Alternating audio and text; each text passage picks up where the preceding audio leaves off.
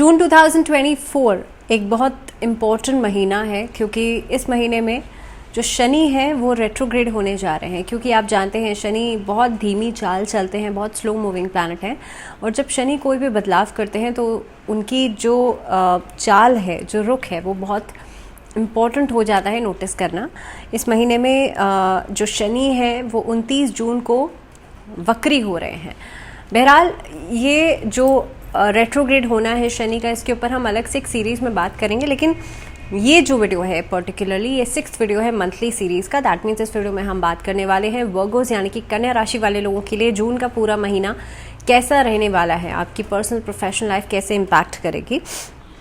बहुत सारे और ट्रांजिट्स भी ऐसे हैं जो इस महीने में हो रहे हैं। मिड ऑफ द मंथ में बुध, शुक्र और सूर्य का ट्रांजिट होगा, उसका क्या कुछ इम्पैक्ट पड़ेगा आप लोगों के ऊपर। एक और इम्पॉर्टेंट इवेंट है इस महीने में 3 जून को एक मेजर अलाइनमेंट दिखेगा प्लैनेट्स का आप लोगों को। बुध, मंगल, बृहस्पति और शनि, यूरेनस, नेपच्यून, ये 6 प्लैनेट्स एक साथ अलाइन करेंगे स्काई में, तो आप देख सकते हैं 3 जून को। इसके अलावा क्योंकि हम बात कर रहे हैं वर्गोस के लिए जून का पूरा महीना कैसा रहने वाला है, तो सबसे पहले चार्ट जो है उसको डिस्कस कर लेते हैं। जून के महीने का चार्ट जो है आप लोगों के लिए 9th हाउस में एक कंजंक्ट है गुरु, बुध, सूर्य और शुक्र का। इसके अलावा मंगल आपके लिए अष्टम भाव में रहेंगे, राहु जो है 7th हाउस में रहेंगे और शनि जो है 6th हाउस में रहेंगे, और केतु क्योंकि आपके लग्न में है लंबे समय से, अभी इसी साल तो लग्न में ही रहेंगे। तो अगर मैं खासतौर पे जून के महीने की बात करूं तो कार्य क्षेत्र जो है सबसे पहले उसकी बात कर लेते हैं। ठीक ठाक रहने वाला है ये महीना कार्य क्षेत्र के। करियर के दृष्टिकोण से 10वें भाव के स्वामी बुध जो है 9वें भाव में रहेंगे, भाग्य स्थान में रहेंगे, आपको काम के प्रेजेंटेशन में हेल्प करेंगे। इस अवधि में आप काम जिस भी तरह से कर रहे हैं, बट आपका जो प्रेजेंटेशन स्किल्स हैं वो बेहतर हो जाएंगी। आप काम चाहे जो भी करते हो, लेकिन इस अवधि में करने का तरीका बदल जाएगा जो लोगों को प्रभावित करेगा, और इसी वजह से आपके सामने अपॉर्चुनिटीज़ बढ़िया आएंगी। करियर में कुछ खास बदलाव आ सकते हैं। सरकारी नौकरी की तरफ आप एक इंक्लिनेशन दिखा सकते हैं, और मे बी जो बच्चे या जो लोग सरकारी डिपार्टमेंट में हैं, आप लोग एक्सपेक्ट कर सकते हैं कि आपका स्थानांतरण की खबर भी इस महीने में आ सकती है। That means change of place. दूसरी बात, इस अवधि के अंदर अगर खासतौर पे अलग अलग डिपार्टमेंट से आप जुड़े हुए हैं तो ये महीना ऐसा हो सकता है कि आपका कोई डिपार्टमेंट चेंज हो सकता है। तो 14 जून को एक बड़ा ट्रांजिट हो रहा है, 14 जून को ट्रांजिट होगा, 12 जून को ट्रांजिट होगा और 15 जून को सूर्य का ट्रांजिट होगा। ये तीनों प्लैनेट्स जो हैं ये चले जाएंगे 10th हाउस में। अब यहाँ पर बैठ करके, क्योंकि 10th हाउस जो होता है वो आपका वर्क प्लेस माना जाता है, यहाँ पे बैठ करके अच्छी नौकरियों के लिए आपको कहीं ना कहीं पे मोटिवेट भी करेंगे। अलग अलग ऑर्गेनाइजेशंस के साथ जुड़ने का मौका आपको मिलेगा इस अवधि के अंदर। नई नौकरियां तो मिलेंगी, लेकिन साथ ही में विदेश जाकर के कार्य करना, विदेश जाकर के नौकरी करना या अलग अलग फील्ड्स को एक्सप्लोर करना, ऐसे आइडियाज़ आपके मन में आ सकते हैं जिसमें कि आप सफल भी रहेंगे। व्यापारिक दृष्टिकोण से देखा जाए तो 7वें भाव में राहु यहाँ पर बैठ करके आपके व्यापार में तेज़ी तो बहुत लाएंगे और काफ़ी हद तक आप बहुत इधर उधर अपना दिमाग चलाएंगे। देवगुरु बृहस्पति 9वें भाव में रहेंगे और 3 तारीख को यहाँ पर ये उदय भी हो रहे हैं। अच्छा, एक और इम्पॉर्टेंट बात ये है कि 3 तारीख को इस बार देवगुरु बृहस्पति जो है वो 3 मई को जो अस्त हुए थे, अब 3 जून को उदय हो जाएंगे।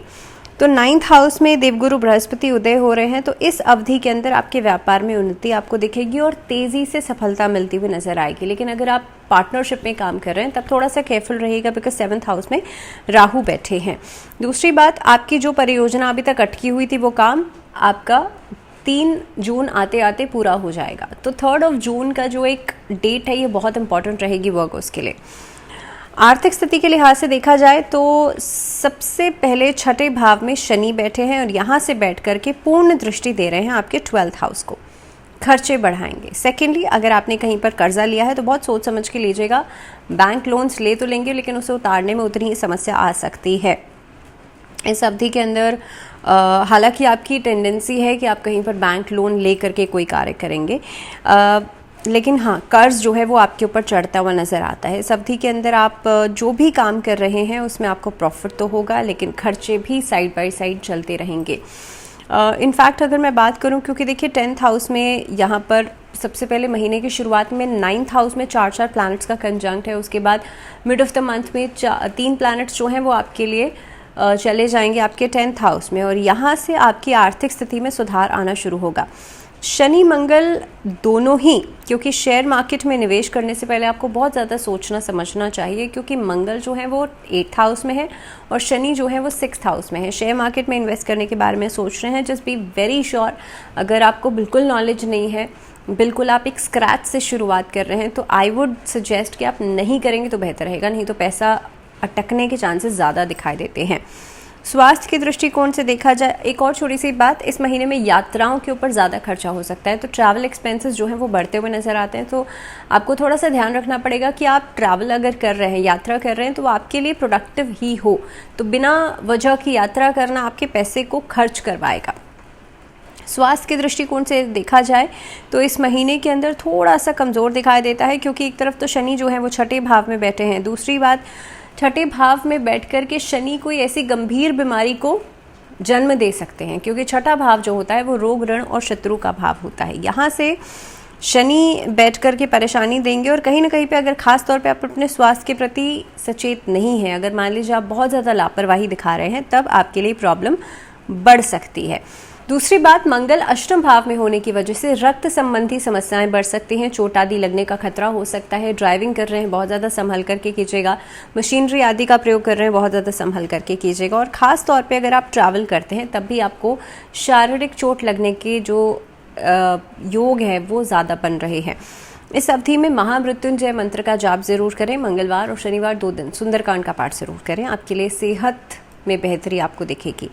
बात करते हैं रिश्तों के लिहाज से महीना आप लोगों के लिए कैसा रहेगा। तो देखिए, सबसे पहली बात तो अष्टम में मंगल बैठे हैं। दूसरी बात, इस अवधि के अंदर खास तौर पे सप्तम भाव की मैं बात करूं तो यहाँ पर मंगल की पोजीशन और सप्तम भाव पीड़ित, और सप्तम भाव में कहीं ना कहीं पे इस तरह की स्थितियाँ बनती हैं कि आपके और आपके पार्टनर के बीच में कुछ ऐसी प्रॉब्लम्स आ सकती हैं जो कि छोटी छोटी बातों को लेकर के बड़ी बन सकती हैं, तो थोड़ा सा आपको केयरफुल रहना पड़ेगा। दूसरी बात, इस अवधि के अंदर आपके व्यवहार का सीधा सीधा असर आपके वैवाहिक जीवन के ऊपर पड़ सकता है। देवगुरु बृहस्पति हालांकि नवम भाव में बैठे हैं, लेकिन उसके बावजूद भी आपको संभल कर चलने की ज़रूरत है, क्योंकि अगर मैं इनकी पोजीशन देख रही हूँ तो कहीं ना कहीं पे आपके लिए बार बार ऐसे इश्यूज बन सकते हैं। संतान की तरफ से हालांकि आपको अच्छी खबर मिलेगी इस महीने के अंदर, और जिसकी वजह से आपके और आपके पार्टनर के बीच में जो संबंध है वो बेहतर होते हुए नजर आएंगे। तो इस अवधि में आपके संतान की तरफ से आपको अच्छी कोई खबर सुनने के लिए ज़रूर मिल सकती है। पारिवारिक जीवन के लिहाज से बात की जाए तो देखिए, दूसरे भाव के स्वामी शुक्र जो हैं वो नवम भाव में बैठे रहेंगे। महीने की शुरुआत में लंबी यात्राओं की तरफ इशारा कर रहे हैं। उसके बाद कहीं पे देवी के दर्शन पे आप जा सकते हैं, किसी सिद्धपीठ मंदिर के दर्शन आप लोग कर सकते हैं। बल्कि इस महीने की शुरुआत में ही परिवार के साथ समय बिताना आपको बहुत सुकून देगा। आपकी जो मदर है उनकी तरफ से एक हेल्पिंग, एक सपोर्टिव हैंड आपको ज़रूर मिलेगा। शुक्र 12 जून को दशम भाव में चले जाएंगे, जिसकी वजह से पारिवारिक व्यवसाय में कोई सफलता मिल सकती है या पारिवारिक व्यवसाय से जुड़ा हुआ कोई काम पूरा हो सकता है। चतुर्थ भाव के लॉर्ड देवगुरु बृहस्पति क्योंकि नवम भाव में है, तो व्यवसायिक कार्यों में परिवार की आमदनी इस अवधि में बढ़ेगी।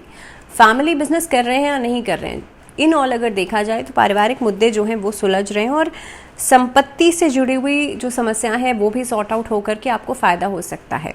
तो कुल मिलाकर के पारिवारिक जीवन में भी आपके लिए बेहतर स्थितियाँ रहेंगी। अष्टम भाव में मंगल की स्थिति हालांकि आपकी फादर की हेल्थ को परेशान कर सकती है। इनफैक्ट अलग अलग जगहों से आपको लाभ तो देगी, लेकिन उनकी हेल्थ को लेकर के थोड़ा सा कॉशियस रहना पड़ेगा। इसके अलावा सिबलिंग्स के साथ जो रिश्ते हैं, यानी कि भाई बहनों के साथ जो रिश्ते हैं वो अच्छे बीतेंगे। तो इन ऑल समय आप लोगों के लिए अच्छा रहेगा। बात करते हैं स्टूडेंट्स के लिए समय कैसा रहेगा। तो देखिए, स्टूडेंट्स के लिए इस महीने के अंदर क्योंकि पंचम भाव के स्वामी जो हैं वो 6ठे भाव में बैठे हैं, और शनि की पोजीशन और कहीं ना कहीं पे शनि की स्थिति इस तरीके से बन रही है कि आपके लिए एक्स्ट्रा एफर्ट करना बहुत इंपॉर्टेंट है अगर आप कंपटीशन में रहना चाहते हैं। जो बच्चे एकेडमिकली अगर देखा जाए तो कॉम्पिटिटिव एग्जाम्स की तैयारी कर रहे हैं, किसी सरकारी विभाग में नौकरी पाने की तैयारी कर रहे हैं, आप लोगों को थोड़ा सा ज़्यादा मेहनत करनी पड़ सकती है इस महीने के अंदर। हालांकि ओवर कॉन्फिडेंस में रहना आपको नुकसान दे सकता है, तो बी वेरी श्योर कि आप क्या कर रहे हैं और आपकी कार्यक्षमता कितनी है, इसका अंदाज़ा आपको होना चाहिए। इस अवधि के अंदर बहुत ज़्यादा फ्रेंड सर्कल में रहना है, उनकी बहुत ज़्यादा बातें सुनना और उनको इम्प्लीमेंट कर लेना, ये आपके लिए परेशानी का कारण बन सकता है। तो बेहतर यही है सबके साथ मिलिए जुलिए, लेकिन बातों को इम्प्लीमेंट उतना ही कीजिए जितना कि आपके लिए, आपके जीवन के लिए इस समय पर सही है।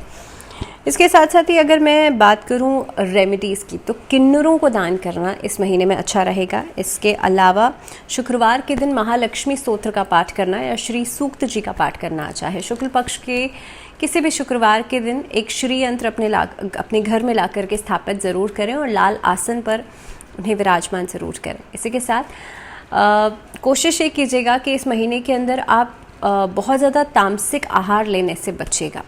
तो जुड़े रहिए आप लोग चैनल के साथ। टिल देन ध्यान रखिए अपना। नमस्कार।